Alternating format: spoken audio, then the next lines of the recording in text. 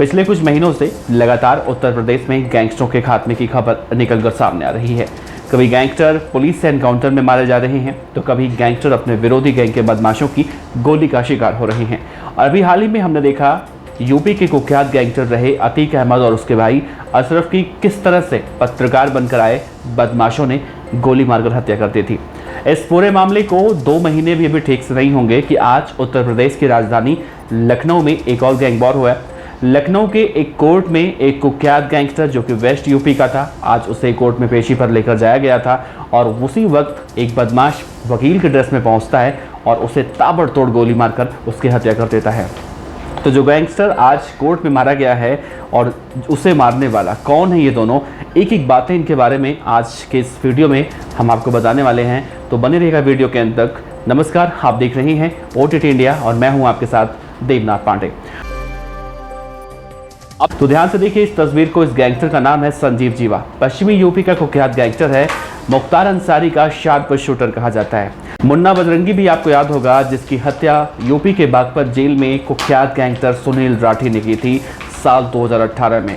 किसी जमाने में आज मारे गए गैंगस्टर संजीव जीवा और मुन्ना बजरंगी की दहशत उत्तर प्रदेश में हुआ करते थे। पश्चिमी यूपी का काम ये गैंगस्टर यानी कि संजीव जीवा देखता था और पूर्वांचल का काम मुन्ना बजरंगी देखता था। और ये दोनों ही उत्तर प्रदेश की बाहुबली मुख्तार अंसारी के लिए काम करते थे। कहा जाता है कि गैंगस्टर संजीव जीवा, जिसकी आज लखनऊ के कोर्ट में गोली मारकर हत्या की गई है, इसके खिलाफ करीब 22 मामले दर्ज थे। चाहे कृष्णानंद राय की हत्या का मामला हो, चाहे ब्रह्मदत्त त्रिवेदी की हत्या का मामला हो, जो कि बीजेपी के नेता थे, इन सभी मामलों में इसका नाम शिद्दत से आया था। हालांकि कृष्णानंद राय के मामले में इसे बरी कर दिया गया था सबूतों के अभाव में, लेकिन अभी भी ब्रह्मदत्त त्रिवेदी की हत्या के मामले में इसके खिलाफ केस चल रहा था। फिलहाल लखनऊ की जेल में ये सजा काट रहा था। आज जब इसे कोर्ट में पेशी पर लाया गया, वहां पर पहले से ही घात लगाकर बैठा विरोधी गैंग का बदमाश उसे गोलियों से भूनकर उसकी हत्या कर देता है। हालांकि इस दौरान पूरे कोर्ट परिसर में अफरा तफरी का माहौल भी देखने को मिलता है। कहा तो ये भी जा रहा है कि जिस दौरान ये गोलीकांड हुआ उस दौरान एक महिला भी उसी कोर्ट परिसर में मौजूद थी। उसके पास एक छोटा सा बच्चा था। एक गोली बच्चे के पीठ में लगी और पेट के रास्ते बाहर निकल गई। महिला के हाथ में भी गोली लगी है, ऐसा कहा जा रहा है। हालांकि वारदात को अंजाम देने के बाद वो शूटर वहां से फरार हो गया था, लेकिन यूपी पुलिस ने उसे गिरफ्तार कर लिया है। संजीव जीवा गैंगस्टर जो आज मारा गया है, पश्चिमी यूपी में इसकी अच्छी खासी दहशत देखने को मिलती थी। इसने अपनी पत्नी को राजनीति में भी उतारने की शुरुआत कर दी थी। लखनऊ के सदर सीट से इसने रालोद की सीट पर इसने अपनी पत्नी को चुनाव लड़वाया था। कहा तो ये भी जा रहा है कि जिस तरह से उत्तर प्रदेश के अंदर मुख्यमंत्री योगी आदित्यनाथ साफ साफ शब्दों में कहते हुए दिखाई देते हैं कि अगर उत्तर प्रदेश में गुंडे बदमाशों को रहना है तो या तो वो सुधर जाएं या फिर वो प्रदेश को छोड़ दें। तो जिस तरह से गैंगस्टरों पर लगातार कार्रवाई देखने को मिल रही है, वो वाकई में अब सत्ता पक्ष के ऊपर विपक्ष लगातार इसको लेकर सवाल खड़े कर रहा है।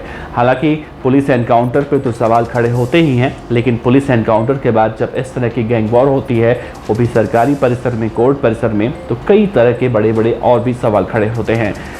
अब आपको साल 2021 में ठीक इसी तरह से दिल्ली के रोहिणी कोर्ट का एक किस्सा सुनाते हैं। दरअसल 24 सितंबर साल 2021 दिल्ली का एक गैंगस्टर था जिसका नाम था जितेंद्र गोगी। ये उसकी तस्वीर है। इसको भी ठीक इसी तरह से मारा गया था जैसे आज गैंगस्टर संजीव जीवा को लखनऊ की कोर्ट में मारा गया है। उस वक्त गैंगस्टर जितेंद्र गोगी को जब दिल्ली के रोहिणी कोर्ट में पेशी पर लेकर आया गया था, उस समय सुनवाई चल रही थी। तभी पहले से ही घात लगाकर बैठे जो शूटर थे वकील के ड्रेस में वहाँ पर मौजूद थे, वो निकलते हैं और अपने जेब से पिस्तौल निकालते हैं और जितेंद्र गोगी को उस वक्त दनादन गोलियां मार देते हैं। हालांकि यूपी के लखनऊ के कोर्ट में और दिल्ली के रोहिणी के कोर्ट में 2 अंतर है।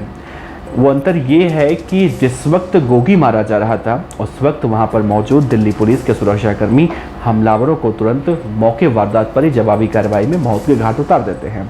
लेकिन आज की जो तस्वीर निकलकर सामने आई, आरोपी बच गया, आरोपी फरार हो गया। हालांकि बाद में उसे गिरफ्तार किया गया। संजीव जीवा की कहानी कुछ ऐसी है कि कहा जाता है कि संजीव जीवा जो आज मारा गया है, पहले किसी एक डिस्पेंसरी पर कंपाउंडर की नौकरी किया करता था, लेकिन अचानक इसके ऊपर जुर्म की दुनिया में जाने का बोझ सवार हो गया। तो इसने सबसे पहले उसी डिस्पेंसरी के मालिक को किडनैप किया और रंगदारी वसूलने की कोशिश की। ये उसका पहला जुर्म था जब वो जुर्म की दुनिया में एंटर कर रहा था। उसके बाद कभी उसने पीछे मुड़कर नहीं देखा। फिर वो लगातार एक के बाद एक कई वारदातों को अंजाम देता चला गया। गेस्ट हाउस कांड तो आप सभी को पता होगा, जब मायावती के साथ जो घटना हुई थी उस घटना का जिक्र करना डिटेल में यहाँ पर ज़रूरी नहीं है, बस आप इतना समझ लीजिए मायावती की उस वक्त हालत बहुत ज़्यादा ख़राब थी और मायावती की जान बचाने में बीजेपी के एक नेता का बहुत ज़्यादा अहम रोल था। ये वो तस्वीर है, ब्रह्मदत्त त्रिवेदी इनका नाम था और इसी बीजेपी के नेता यानी कि ब्रह्मदत्त त्रिवेदी ने मायावती की जान उस वक्त गेस्ट हाउस में बचाई थी। बाद में उन्हीं बीजेपी के नेता की हत्या इसी गैंगस्टर ने कर दी थी। उसके खिलाफ भी एक मामला और दर्ज है। तो साफ तौर से मुन्ना बजरंगी साल 2018 में जब जेल में मारा गया बागपत के, और आज लखनऊ की कोर्ट में उसका साथी मारा गया। तो कह सकते हैं एक तरह से उत्तर प्रदेश में जिस तरह से अब लगातार एक के बाद एक इस तरह की खबरें सामने आ रही हैं और बड़े बड़े गैंगस्टर पुलिस की सुरक्षा के अंदर मारे जा रहे हैं, वो वाकई में कानून व्यवस्था पर सवाल खड़े करता है।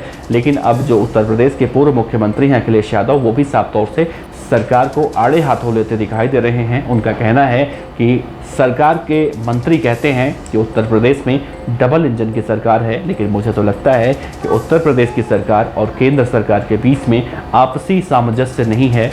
केंद्र सरकार कुछ और कहती है और यूपी की सरकार कुछ और कहती है। खैर, जो कुछ भी हो, लोग कहने वाले तो ये भी कह रहे हैं कि चलो एक और गैंगस्टर का अंत हुआ, लेकिन इस तरह से एक कोर्ट परिसर में जो न्याय का मंदिर कहा जाता है, वहाँ पर खूनी खेल जो देखने को मिल रहा है उसे कहीं से कानूनन सही नहीं कहा जा सकता। वैसे आपका इस पूरे घटना को लेकर क्या कहना है, नीचे कमेंट बॉक्स में ज़रूर बताइएगा। और आप देखते रहिए OTT इंडिया। अगर आपने अब तक चैनल को सब्सक्राइब नहीं किया है तो सब्सक्राइब कर लीजिए, क्योंकि इस तरह की खबरें यहाँ पर लगातार हम लेकर आते रहते हैं। आपका बहुत बहुत शुक्रिया। नमस्कार।